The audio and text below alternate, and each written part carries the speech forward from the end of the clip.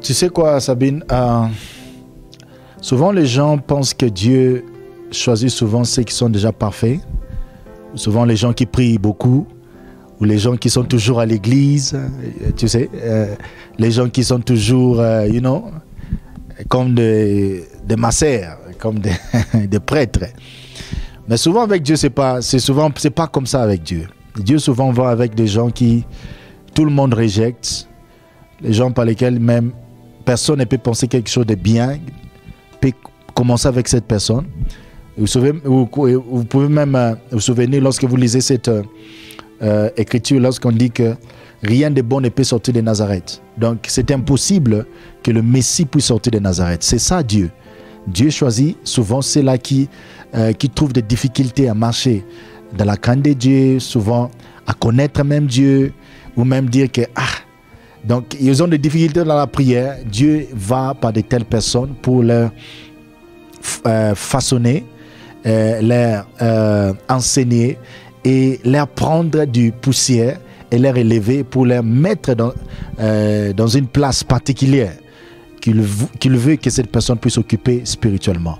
Alors, en répondant à ta question, c'est que la persévérance, c'est quelque chose qui vient basé à l'espérance que tu as de quelque chose.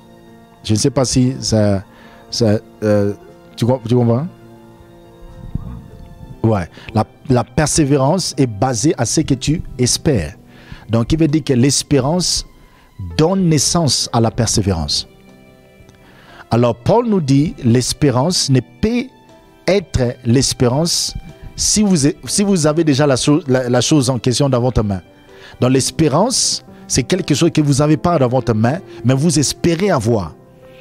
Alors, Paul nous dit, lorsque l'espérance est née en vous, alors l'espérance produit la persévérance. Alors, la persévérance est là parce qu'il y a beaucoup de trials. Trial en français, c'est trial, like tribulation. Voilà. Tribulation. Il n'y a pas de persévérance jusqu'à ce qu'il y a des tribulations. Donc, il veut dire que s'il y a la persévérance, qui veut dire que dans l'espoir que tu as de quelque chose de voir, l'espoir fait naître la persévérance parce qu'il y a la tribulation lorsqu'il y a un espoir de quelque chose que tu veux voir, un espoir de quelque chose que tu veux voir dans la famille, dans ta vie de prière, dans ta foi, l'espérance de voir quelque chose meilleur que tu t'attends de Dieu. Toutefois, et à tout moment qu'il y a quelque chose comme espoir au-dedans de toi, il faut toujours s'attendre à la tribulation.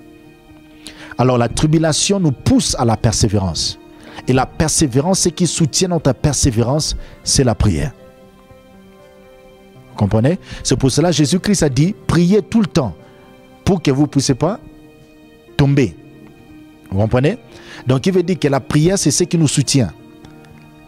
Et nous, ici, bien évidemment, on ne demande pas la prière des 1 heure de temps, 2 heures de temps, 4 heures de temps. Juste la discipline que nous pouvons avoir dans la prière, 5 heures, 5 minutes, 10 minutes, 15 minutes ici, 3 minutes ici. Mais la continuité, la discipline de la prière, c'est ce que Dieu aime. Donc, à tout moment que tu as l'opportunité de prier, à parler à Dieu, ne t'arrête pas, il faut parler à Dieu. C'est ça ce que Dieu aime, c'est la communion, c'est la communication. Parce que c'est la prière qui soutient notre persévérance et la présence de Dieu.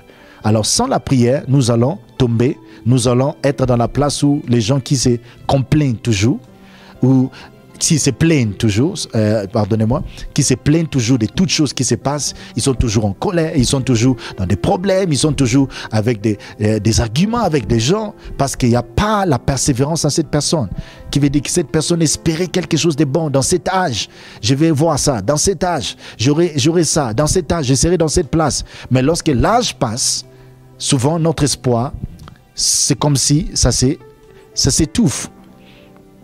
Mais ce qui va revivre notre espoir, c'est la prière. La prière, la persévérance va causer que l'espoir puisse continuer toujours à être en vie. Et lorsque vous lisez Hébreux chapitre 11, la Bible dit, la promesse que Dieu a donnée à tous ces patriarches, ces grands hommes de Dieu, les apôtres, les prophètes, personne d'eux a vu la manifestation de ce que Dieu a promis. Mais dans la foi, ils ont vu cela s'accomplira plus tard. Donc il veut dire que dans leur vie terrestre, ils n'ont pas vu l'accomplissement total de tout ce que Dieu avait vu et il avait dit dans leur vie de s'accomplir physiquement. Mais spirituellement, ils ont eu à voir ça parce qu'ils étaient persévérants. Ils étaient persévérants dans la prière. Ils étaient persévérants en cherchant la face de Dieu. Et cette persévérance a tenu leur espoir de voir le royaume de Dieu et de marcher avec Dieu. Ouais. Voilà.